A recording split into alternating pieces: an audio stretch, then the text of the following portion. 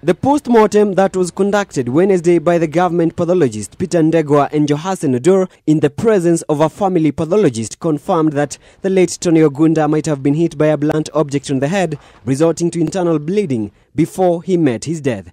The injury to the head shows that the force was sufficient enough to cause internal bleeding, whereby he has bled into the brain.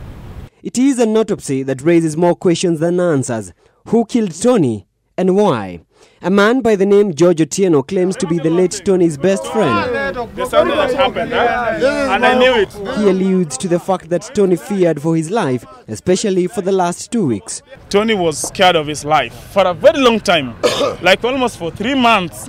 And he always told me, "Will you bury me?" The house in which the deceased was found dead was a venue for a party 2 weeks ago, parties that were not common before.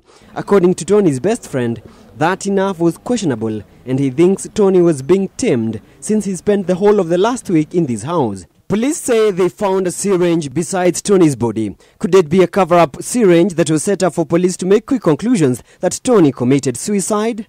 The preliminary autopsy result rules out poisoning, and further samples have been taken from his body to establish whether he was infected by any toxins before his death. The sudden death of Tony Ogunda is a mystery that is being slowly unraveled, with police recording statements from family members. Police are investigating key witnesses, among them former RAPHAEL Tuju's wife, RUTH AKINYI. The family is now demanding a conclusive and fruitful investigation as to who killed Tony. Tony was found on the couch, and couch not being a hard object then cannot be the cause of his death. The family has since transferred the body to Homa Bay for burial preparations set for the 13th of July. Reporting for JSO at 7, I'm Sam GAKUNYI.